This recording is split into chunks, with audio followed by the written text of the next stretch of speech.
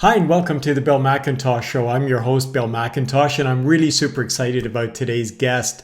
I'm interviewing Ken Spanky Moskowitz, the founder and CEO of Ad Zombies. Ken has taken Ad Zombies from a zero-place startup to over 7 figures in revenue in under 2 years. Ken started his creative career in New York City. It's there that he quickly rose to the top of the broadcast creative industry. Over the many years of his career, he's been at the helm of brand positioning, advertising, and marketing campaigns. Ken has led rebranding and resurrection efforts for many major and smaller brands over the last 3 decades. Brands like the Indianapolis Motor Speedway and its famed Indy 500, Frito-Lay, Samuel Adams, Coca Cola, M&M Mars, just to name a few. He's revitalized ailing broadcast outlets and sports franchise brands across the country. Ken's unique approach to creative and fun yet memorable branding sets him apart in the industry. His approach is at times edgy, always unique, and always very memorable. Let's jump right into it.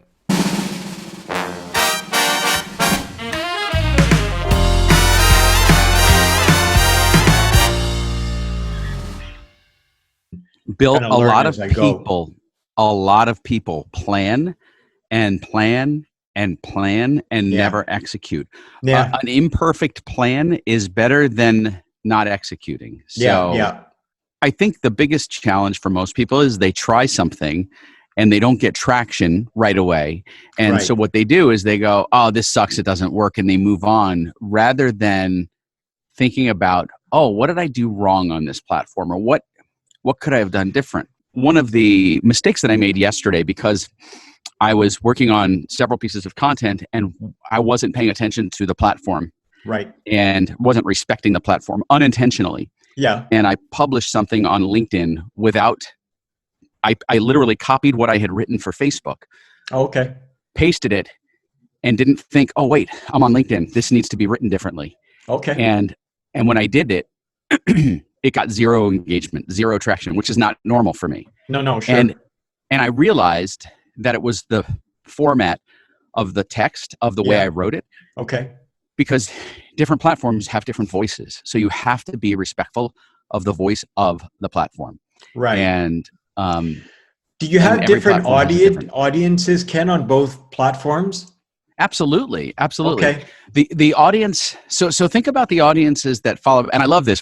There's no hesitation. We are right into the podcast. We're right into the show. it. I love that. I didn't even say thank you for taking the time to be here today. So Why don't we do let's do a formal start. Okay, go ahead, Bill. Do your formal start. yeah. So Ken, thank you so much for being on the show today. I really appreciate it.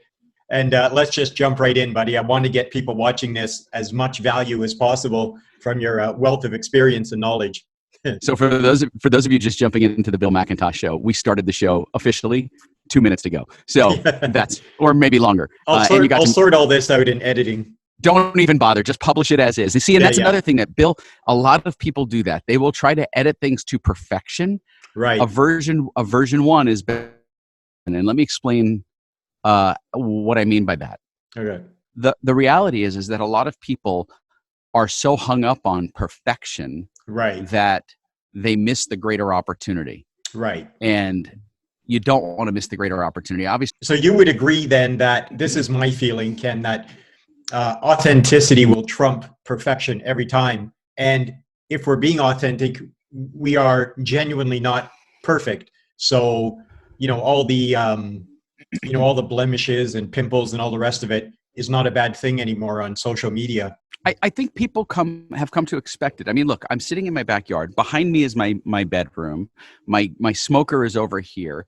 We're doing this, and we both serve a business community, right? My business serves a global business community, and it doesn't matter if we're in a perfect polished studio and every hair is in place, and we look like news anchors. That's not what the world, right? They don't expect that. What the world expects is for people to just show up. And if you show up and you are real and you are you're adding value to the world. You don't have to be perfect and pretty. I mean, God knows, look at this face, to add value to the world. Yeah. No, I agree. The quality of the content, I think, is what counts. It's funny, on that topic, I had to make a creative decision. Do I do I not, I mean, I just figured out how to do the virtual background with Zoom, which is what you're looking at. Right. Do I do that, or do I let people have, you know, a sneak peek into the spare bedroom at my place where I'm shooting this? So with the messy bed and all the rest of it, I thought, nah, I'll throw up the virtual background. But I know what you mean. I do videos as well, just on the cuff on my phone. I'll be walking down the street. I'll be sitting at a cafe, whatever, and you know, I'm really comfortable with that as well.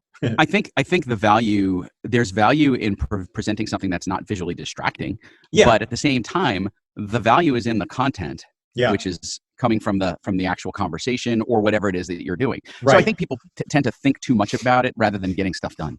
Yeah, no, And exactly. No, I and you can agree. So procrastinate. yeah, no, absolutely. I agree, Ken. So let's circle back around for a minute to you were about to explain the difference between the audiences and the platforms on Facebook Yes, and LinkedIn and how that affects the way you write and present your content. That would be sure. really fascinating for people listening. So think about who hangs out on each platform, right? Facebook is let's call it a true social community, right? Yeah, People share pictures of their grandkids, they yeah, share stories of what's going on in their day. And so the conversation that you have on Facebook as a brand, as a business, right. is much more casual. Yeah, It's it's like much the backyard more barbecue. so the platforms have their own feel to them. And so Right. social like Facebook is a definitely more casual approach Yeah, versus LinkedIn, which is more polished, more business, more right. less casual. You know, it's a little more formal. Do you think it's shifting over though, Ken, or will it always have that aspect of being more business-like?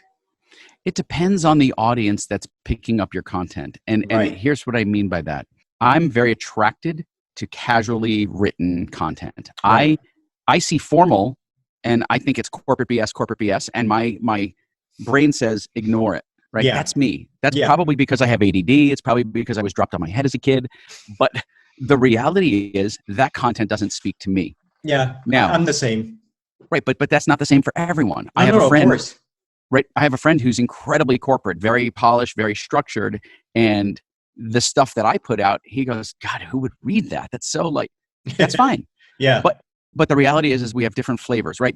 If you walked into an ice cream shop, I love the 31 flavors analogy. If you walked into an ice cream shop, Bill, Yeah. and there was the number one best-selling flavor, and you whatever that flavor is, you walk up to the counter and you look at that flavor and you go, "Ooh, that's not the flavor I like." But the ice cream shop had 31 of the same flavor. You would walk out, right? There's Yeah. no right because that flavor doesn't appeal to you. Yeah. The reason that they create 31 flavors is because everyone has a different opinion about what's good, what's bad, what they like, what they don't like, what tastes good. And Yeah. so I look at content the same way. I'm really platform agnostic and content agnostic. Right. And what I mean by that is this. There are some pieces that I will craft messages for the business that are formal, and I Yeah. do that to appeal to the audience that prefers formality. And Yeah. there are lots of messages that I do that are really silly, and I Yeah. do that because I have a goofy streak. And Yeah. then there are things that are in the middle to appeal to a more broad audience that can go either way. But think about how you perceive content. You could wake up and I love thinking about it this way. Put yourself in the mind of the consumer that happens to be scrolling through whatever platform it is, and they Yeah. come across your content, whether it's an ad, a blog, whatever. Yeah. And that person woke up and that particular day they have a headache. And so they scroll through your content and it's the funniest ad ever, but they keep scrolling because they have a headache and they're just, that's not it for them. Yeah. The next day they wake up and they're in a great mood and they see your message and they click on it because they feel good and whatever. And then they just go back to their normal life. And Yeah. that's one touch point. Okay. Yeah. The next day they wake up and they have an argument with their spouse. Again, they scroll through the feed, they pass one of your serious ads, but a few hours later, another ad comes up. And this one is goofy. And it Right. catches their attention and brings them out of that funk from the earlier argument with their spouse. Right. And so now you have a second touch point, but really you have a fourth impression because they've Right. Yeah. seen ads from you, Yeah. right? And so people forget the value of those visual touch points, those impressions is really, really strong. And then every time Because someone everybody sees you, they focuses become on the more click through and the correct. conversions. Right. Conversion happens, but familiarity has to happen first. So Exactly. I'm a big fan or a big proponent of brand first marketing, Yeah. meaning you build such high level awareness Yeah. that people feel like they've been doing business with you for centuries. Yeah. And Yeah. I would much rather do business with a company I know, like, and trust. Of course, we all do. Right. Correct. And the way I talk about branding, and whenever I'm doing something on stage, I love this because almost everyone in every audience gets this. So, Bill, can we play a game here? Yeah, absolutely. Let's do it. Okay. Yeah. Now, I don't know because I'm going to go to American brands, but Go for it. Yeah. I hope this translates. When I say translates, I don't mean English, French, right? I mean translates as in the broad picture of like, okay, these brands are pretty global. So we're going to try this and see how it works. In America, there's a leading brand for each of these products or for each of these things. Okay. If you had hemorrhoids in the United States, what product would you go to the store and buy for hemorrhoids? It's on the tip of my tongue. Okay. It's got a number in the name, doesn't it? Or it has a letter in the name, but that's okay. Preparation H. There you go, Bill. Right. I didn't have to work that hard for it. No. Preparation H. It is the brand that people go to for hemorrhoids. Right. Okay. If you had a cut on your finger and needed to wrap it with something to protect it, what would you use? Band-Aid. A Band-Aid, which is a brand. It's a brand, yeah. Right, it's a bandage. Yeah. Okay, the final one. If you had a cold and needed to blow your nose, what would you use? Kleenex, which is a brand, right? Correct, which is a tissue. Yeah, which is a tissue, yeah. Correct. The value of brand first marketing is this. You become the go-to. I would much rather become the Preparation H, the Band-Aid, the Kleenex of copywriting for businesses all over the world than be some no-name generic, like, oh yeah, if I need this service, I think there's a guy who knows a guy, right? I want my company to be so high-level brand aware for people that we become what we are now, which is the go-to, right? You can build that literally for any business, but you have to be able to have patience. Yeah, and it's a long game, isn't it? Absolutely. Yeah. This is, I'm not a sprinter. I am not a fast runner. Yeah. But man, I can do a hell of a marathon. Yeah, yeah. I mean, one of my favorite stories as a kid was the tortoise and the hare. Mm-hmm. And I've always related to that in business. And just from what you said in that, it's a great analogy, Ken. And just from what you said right there, we could go in so many different directions. But a couple of things I'd like to touch on there. First of all, please. This dovetails perfectly with what Gary talks about all the time, which is if he's right and if voice does become what he expects it to become in a not too distant future, it's not going to be Alexa, get me, find me a pizza, or Alexa, find me some nasal tissues. It's going to be Alexa, send me some Kleenex. And you want to be that brand, which is what he hammers home so much. And I completely agree, which, has, to a large part, he's inspired me to start building my personal brand, focusing primarily on LinkedIn, because I think that's where my audience is. Look, I think with 650 million users, there's an audience for everybody, regardless of whether you're looking for the straight-laced corporate guys in finance, whether you're looking for the kind of on the edge type of people, a bit more like us, and everybody in between. I mean, there's an audience for everybody, because we don't need 650 million customers. And you hit the nail on the head.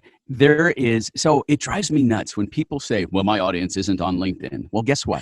First of all, or my audience isn't on Facebook, or my clients don't use social media. Bullshit. Of course they use social media. They just don't use it the way you want them to use it. Exactly. And you can still get in front of them the way that you need to. You just have to think about the voice you use when you're talking to them. And so, for example, someone said to me the other day, well, if you got flooded with 1,000 new clients, could your business handle it?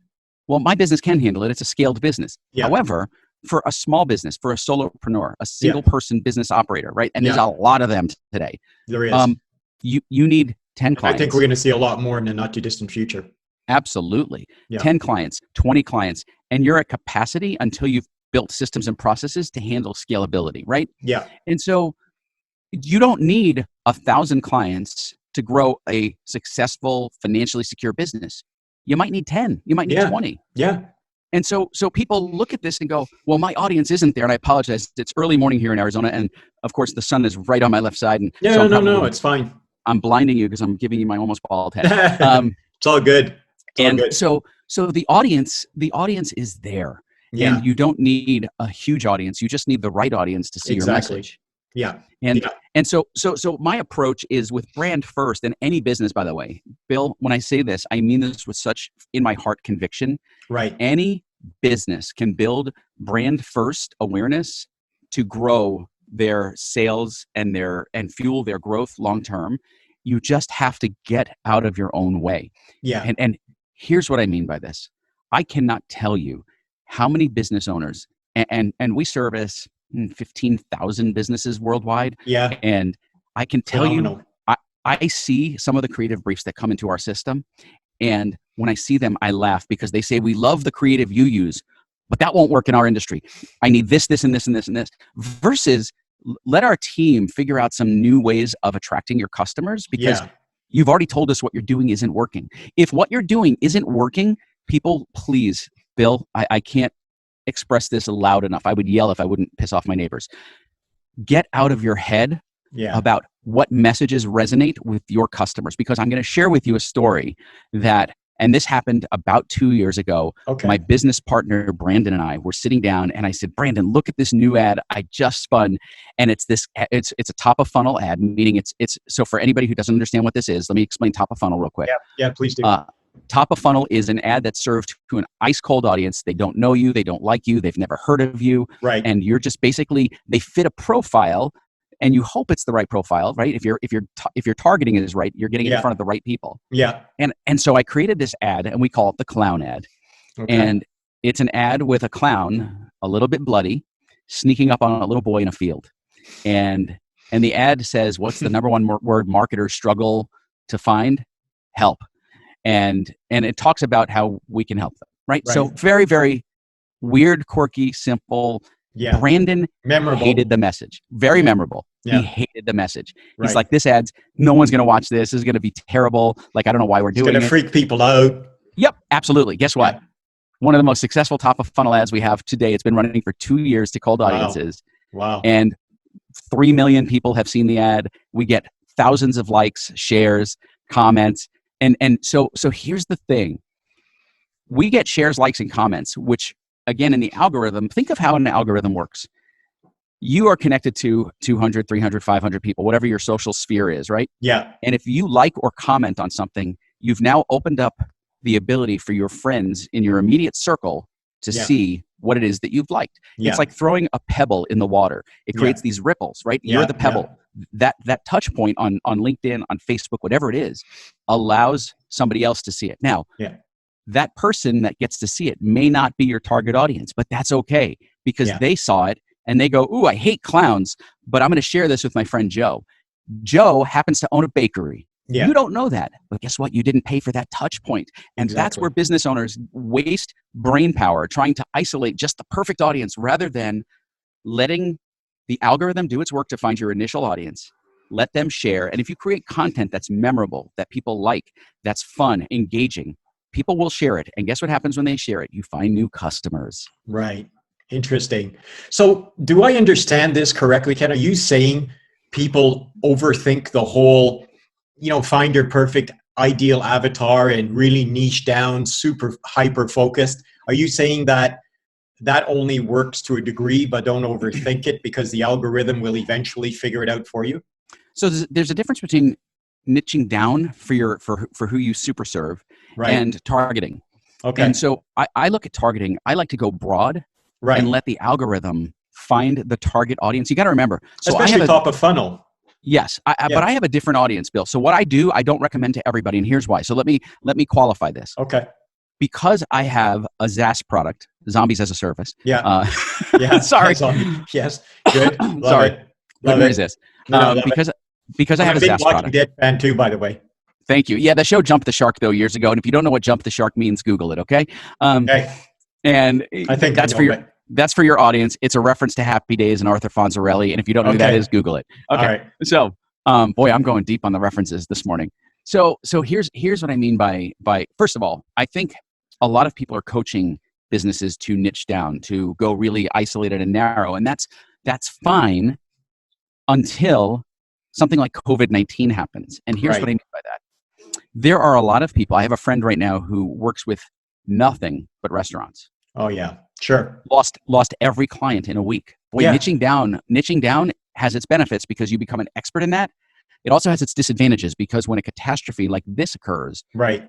you lose your business overnight. So I'm a more broad-based thinker. So going back to the algorithm, when we put ads out, we put them out and we're targeting people that are small business owners, agencies, media business owners, CMOs, chief marketing officers. We're looking for people that would engage our service. Right. Sure. We only retarget those that have engaged with to a certain level. Okay.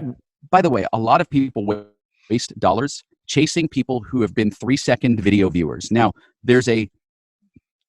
for those of you who are not super familiar with Facebook, if you put a video ad out, people will watch the ad and you have 3-second video viewers, and then you can go to percentages. Right. And I choose to target only people who have watched 75% or more. Why? Those are super engaged people, because when I put out a 4-minute piece of content and they've made it 75, 95, or 100%, that's my ideal client. That's a hot lead. Yeah. That is a hot lead. And so stop wasting your dollars on 3-second video viewers, because 3-second video viewers are like people driving by a window at a mall back when malls existed. And they just go, oh, look at that pretty thing. And they keep driving. Yeah. Or they catch a billboard out of the corner of their eye as they're driving on the freeway, at 80 miles an hour or 90, whatever the speed limit. Correct. So no, I agree. I mean, it's crazy to think that we're in the world now where 3 seconds actually is considered, engaging with something. Right. And it's that's to me, that's just insanity.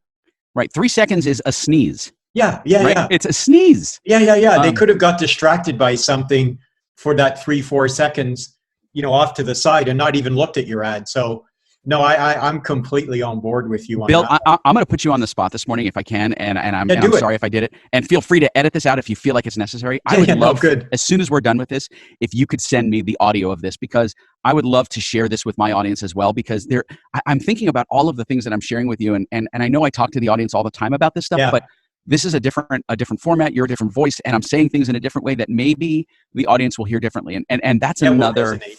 Yeah. And so that's just another thing that people do. They get so in their head about, remember I talked about how you deliver a message. Delivering a message one day, one way, doesn't necessarily mean that's the only way to deliver the message. Yeah. And so if you could find a variety of vehicles and methods of delivery, do it. Because the more broad-based you are, the more you have a chance of attracting the right audience. Right. If you drop a line into the water with a worm on it, you're going to attract a fish or two. Yeah. But if you take a whole bucket of chum and throw it into the water, every fish is going to flock to you, right? Sure. That same mentality with getting people to discover your content, discover your business. Yeah. You start to approach it that way, and magic happens. Yeah. No, that's fascinating. Well, and I don't think I'm going to edit anything out, Ken, because I have zero ego. I'm happy to admit that I did my very first interview last week with someone. You're my second interview. So, I'm learning as I go along. And actually the first interview, I had to go hand in hat begging to redo it because I messed up on Zoom and didn't actually record it. But he was super cool about it, and we just did it yesterday. No, when did we do it? Sunday. Yeah, today we're Tuesday. But yeah, no, I won't edit that out, and I appreciate all of these, gems that you're dropping. By the way, I watched your 8-minute and a bit video that you shot 1 month into Ad Zombies, which was fascinating. I really enjoyed that video. You shot it on your birthday, and I would highly recommend everybody watch that. It was really fascinating to hear what was happening, at the genesis of Ad Zombies and how far you've come now, which is just incredible. But when you started out, did you envision the scaling to this scale to 7 figures and all of that? Did you go in with that mindset that here's where we're going to go? Or was it more a case of, wow, the response is overwhelming, I'm going to run with this and let's see where it goes, and you learned and adapted and grew and scaled as you went along? I'd like to tell you that I had this master plan, but that'd be a fucking lie. It's not how it happened. Okay. I literally started this by accident in a Facebook group, and I think I know which group, by the way. Yeah. And so I saw this need, and all I did was offer to help anyone who needed help. And because I had been writing copy for my entire career, I started when I was 18. So this is not something that's new to me. The formats have changed. The medium has changed. I went from radio, worked in did television, have filmed and recorded and done all these things and worked on pictures and ads. And so I've done a whole bunch of stuff, but I've been in the creative space my entire life. So this writing copy for me is effortless. Yeah. It was like walking and chewing gum. Right. And so I saw the need and started. And when I started, I realized very quickly that, well, I've always known this about myself. I'm a chaotic hot mess when it comes to processes and systems. Yeah, that's just not me. My brain's just not wired that way. And it's okay to, right? If you know who you are, if you're self-aware and you know that, hey, these are things that I'm not strong in, then you have to figure out how to become stronger in it or delegate it out. Now, I know from having spent time with Tony Robbins, spending time and Gary Vee, spending time trying to become better at something that I might become marginally good at isn't really a good use of my energy and time. No. And what really was a game changer for me was my dinner with Gary Vee in October of 2017. And I went to New York. That could be a great movie, by the way, My Dinner with Gary.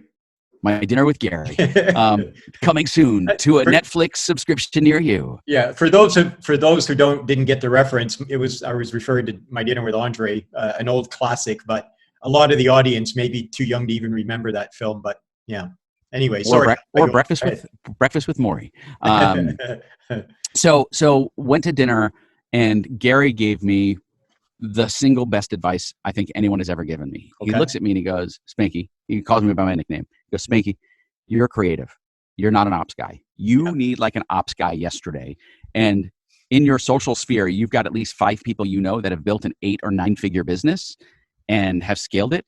And you need to reach out to them, show them what you've done without any help. Yeah. And give them an equity position.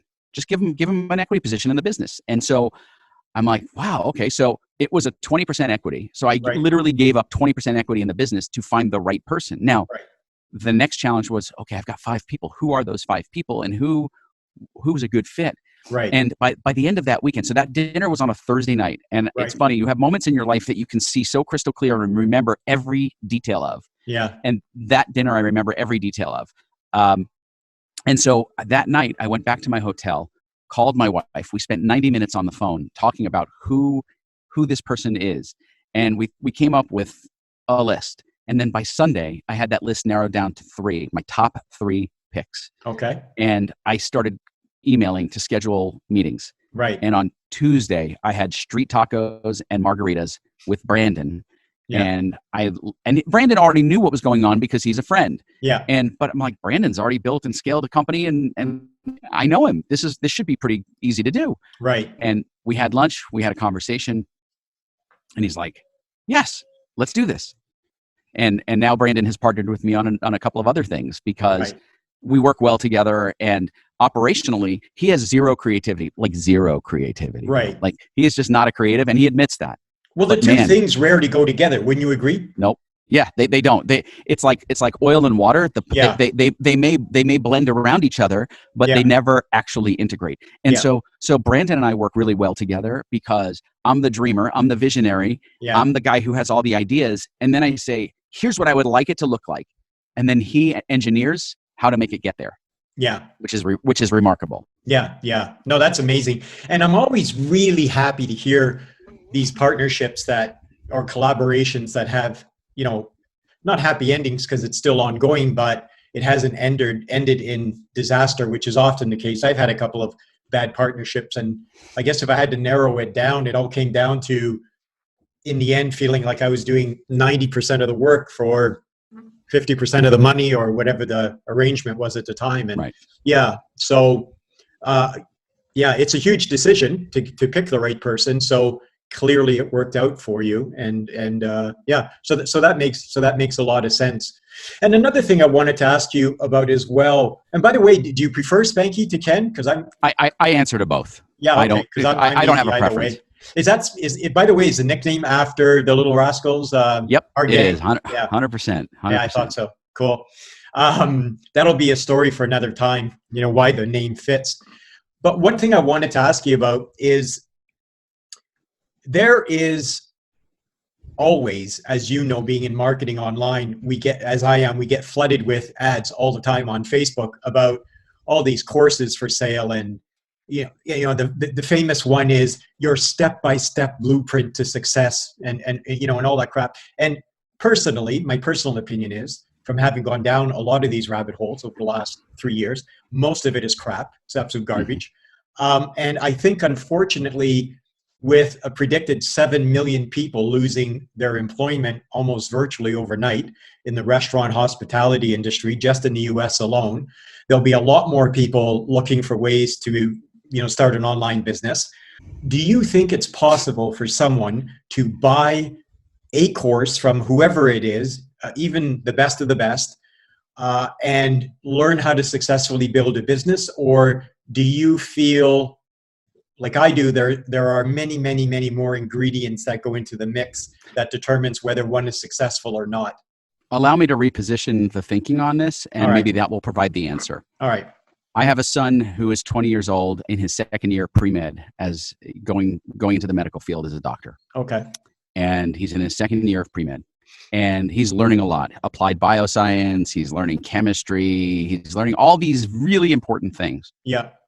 But where does the real learning happen? It's when they become interns. It's when they're in the hospital doing hands-on, practical, tactical work. Sure. The same holds true for anyone learning digital marketing or how to build something that can develop sales and generate leads for clients. It's using the platforms, becoming a practitioner, right, has way more value than taking the course. By the way, there are gazillions of courses out there for Facebook. There are courses out there for literally every stinking platform. The challenge is that the courses don't tell you the one thing you need to do, which is, okay, now that you have this basic foundational knowledge, become a practitioner. Right. Start using the platforms. Right. Learn, test. Right. Everyone, and it never ceases to amaze me, Bill, in any Facebook group I'm in, any group I'm in, someone shares some success, and next thing, everyone wants to know, what exactly did you do? Yeah. Tell me every minute detail, because they want to replicate it. But what they don't understand is that it only worked for that person because the audience was the right audience, the product was the right product, everything aligned for that particular product, service, business, brand, whatever. Right. And just because it worked for them doesn't mean it will work for you. And I'll give you some inside information that I don't often share with people. In fact, I don't know that I've ever shared this publicly. Oh, perfect. That was one of my questions, actually. Please share something you've never shared before. So here we go.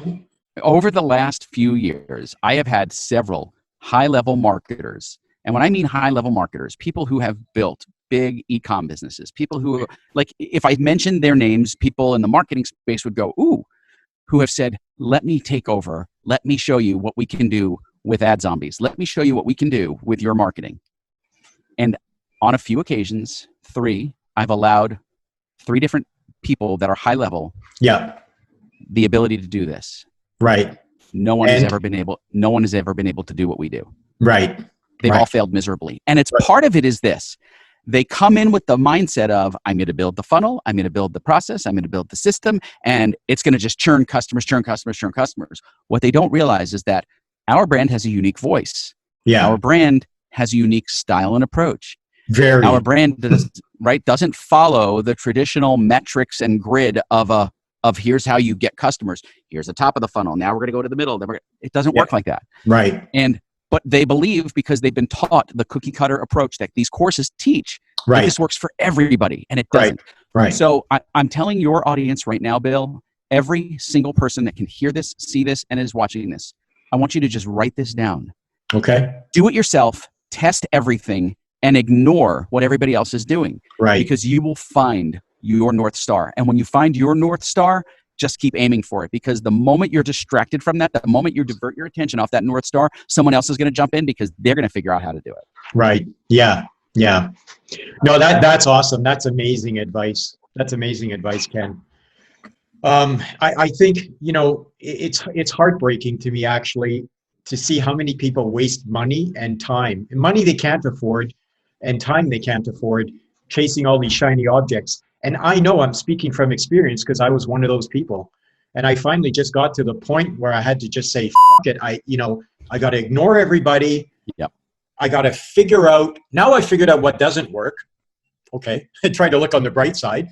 I just figured out, 15 different ways to not succeed at building an online digital marketing business. And I just got to start figuring things out for myself. And that was the pivot point for me which was just very recently actually, to start going down a different direction. And what's kind of interesting to me too, Ken, is that, and I know we're going in 20 different directions. That's here. okay. I like going in 20 different directions. Yeah. I think those are the most interesting conversations, really. Sure. So I grew up in a family of entrepreneurs. My parents owned 3 new and used furniture stores in a tiny community. I grew up in a town, village really, of 1,100 people, in a bigger community of 10,000 max, way up in northern Ontario, 400 miles north of Toronto. I mean, we called it a pimple in the armpit of Canada. And I started selling on the floor, or apprenticing to sell on the floor of my dad's furniture business, my parents' furniture business, when I was around 13.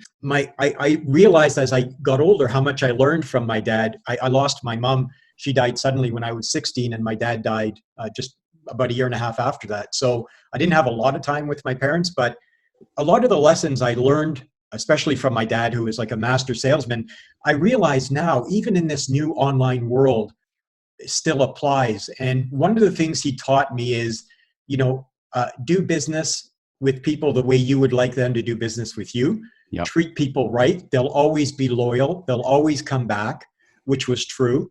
And your way, not the way other store owners do it. Because he was a very down-to-earth kind of simple guy, wasn't the slick, polished, business type of person at all. But people really related to him. He was very relatable and personable. And it's interesting in this, crazy age we're in of everything's moving a million miles a day, that a lot of those old lessons and old values still apply. And that's one of them is, find your own path and just be true to yourself, basically, is what I'm saying. So, I really appreciate you sharing that. And I think that's going to be pretty amazing for people to hear, because it really, like I said, it really is not a pet peeve. I feel very strongly about it, that so many people are taken advantage of by being promised the magic bullet, the silver bullet that's going to solve Right. all the problems. Bill, it's really telling to me when, and this all ties together nicely, I think, when people take a course on how to become an agency. They're not actually taking a course on how to become an agency. They're taking a course on how to run leads, Facebook lead ads. Yeah. That's what they're really learning. Yeah. They're not learning how to build a business. They're learning how to generate leads. Yeah. And when they do this, and I've seen this happen so many times, and I know you've seen it too. They will take the course, then they start trolling for new business, and then suddenly there's two paths that I see. There's the first path, which is they suddenly get their first client, and then they're back in the group and they're freaking out because they have no idea what to do. Wait, you just went through this whole course, right? You should know exactly what to do. The other path is, I've been trying this for months and months and months. I have no idea how to get new clients. Wait a second. You're a digital marketing agency and you don't know how to get new clients. What's the best method for me to do this? Yeah. Hello, you're on the platform. I thought you would be using the platform to your advantage. Yeah. Right? Yeah. So I think that it's pretty shocking. And the stuff that works, the stuff that resonates is exactly what you just said. I would highly recommend for people who have some downtime during this social distancing, during this whole COVID-19 thing, which, by the way, and I want to address that for like 30 seconds. Yeah, of course. Yeah. I know this is a really scary time. At first it was the elderly that were being affected by this. But now we're seeing like the first 3-year-old died from this, and we're seeing people in their 40s and 50s, and it's scary. And I know that people can really get swept away by the scary stuff. Yeah. But I want everyone to just stop for a moment and think about, are you feeding into the chaos, or are you rising above it to become a leader in your space? Yeah. And I think right now, especially if your business is struggling, you have two things that can occur. You can either feed into the chaos and let your business go into a spiral, Yeah. or you can rise up and lead and show people the way. Because when this does turn around, and if you look at And historic it will. trends, Bill, right? Someone said to me, "Oh my God, my business." This is literally a conversation I had 2 days ago. My business is dying because of this. I don't know what to do. I'm going to go out of business. I'm going to go bankrupt. Stop. Stop for a second. The indicator, the economic indicator of your business isn't measured by what's going on this month. Right. Everyone in the world is going to experience a suck ass March. Yeah. Okay. You are not isolated. The airlines, the hotel industry, my business, your business, everyone's business. March sucks balls. Move Yeah. on from it. Yeah. Let's go back 2 years in your P&Ls. Let's go back 18 months, 12 months, the last 3 quarters. That's a better indicator of where your business is going than what's happening this instant. But people get so wrapped up in what's going on. And so I know I went a little longer than 30 seconds on this. I told you I could do 30. Okay. No, it's great advice. I think people need to get their minds right and instead look at the opportunities that are ahead of you. Because when this thing comes around and when things go back to normal, there are a lot of businesses that will have gone under. And there are going to be a lot of new businesses that are looking for help and need your expertise. Exactly. And so I completely agree that, yes, look, it's horrific what's going on in the world right now. And we've not really experienced something like this before. And yes, it's going to take a devastating toll financially, economically. Businesses will go under. At the same time, I completely agree with you. It's great advice. I'm saying the same thing. Let's try to rise above the panic. Turn off CNN for God's sake. Walk away from the television. Go sit in the backyard with a cold beer. Do something. Go for a walk, and just clear your head and think about, okay, what are going to be the opportunities that open up as a result of this? Because there always are opportunities following crises. And how can I serve my clients, the business community? And maybe it means starting from scratch. Maybe it means starting a whole new business. Right. Whatever it means for the individual watching this. But think about that, which I know in the moment is difficult for sure. It's a challenge to not get swept up with all the anxiety and the panic. But yeah, I think that's amazing advice, and I agree with you, Ken.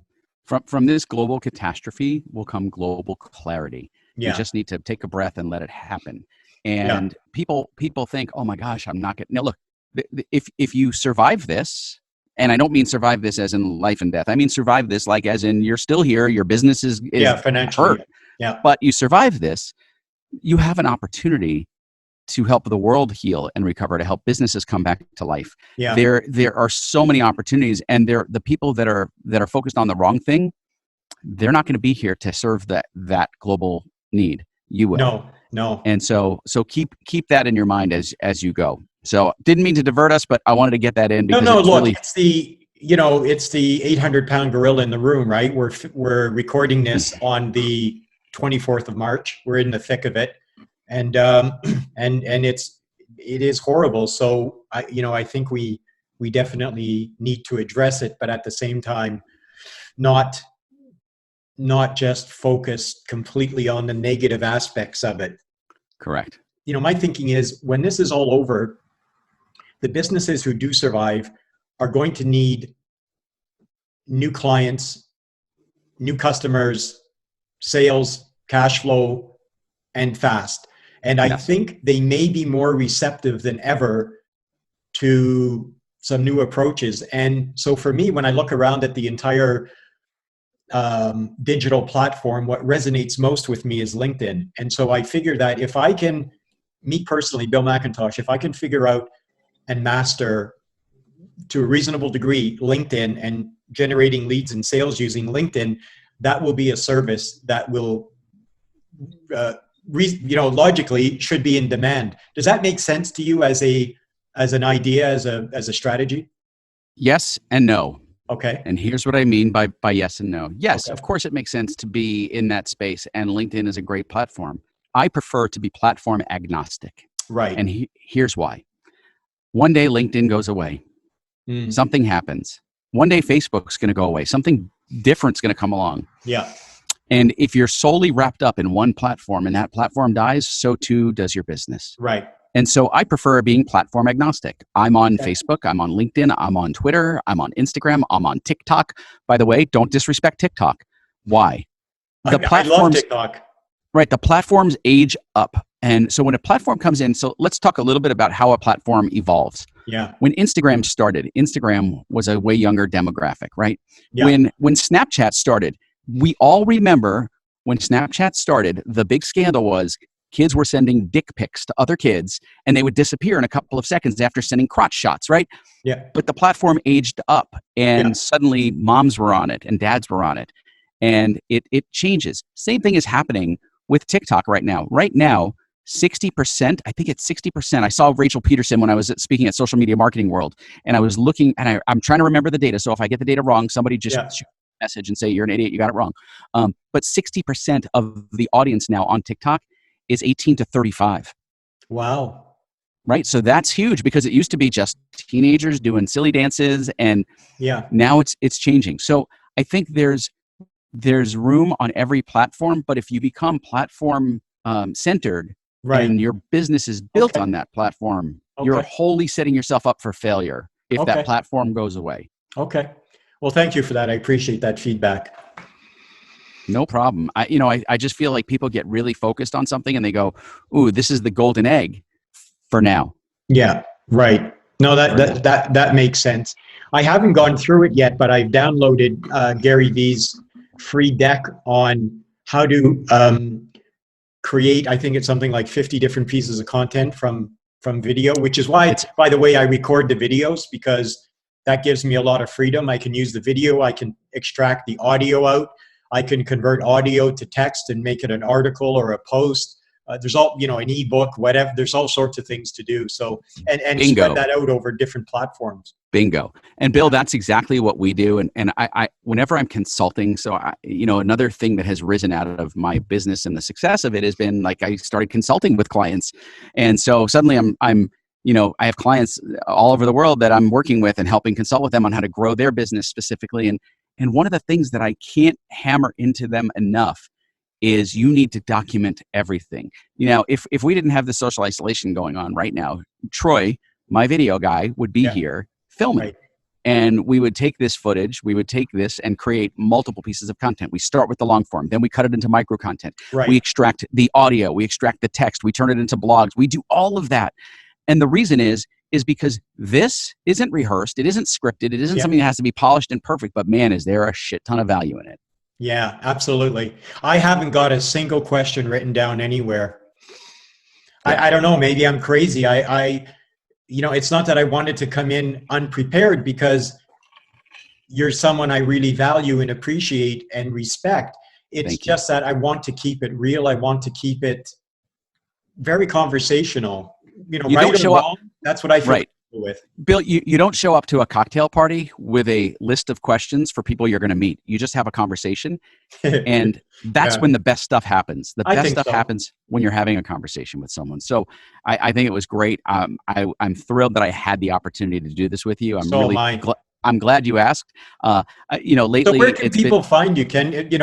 Well, first of all, there could very likely be people watching this at some point in the future, or reading it or listening to it, who don't know Ad Zombies. So you and I are strangers. We get into the elevator. We're going up to the 7th floor, and I turn to you and say, "Hi, my name's Bill. What do you do?" How do you answer so people understand what Ad Zombies is about? And then please share where they can learn more and get in touch with you. Sure. So what I tell people is this, and this actually evolved and developed when I was with Tony Robbins at Business Mastery. Okay. Tony asked me, he says, "What business are you in?" And my initial answer was, I'm a copywriter. I own a copywriting service. But the real answer is, we write words that sell anything for businesses anywhere.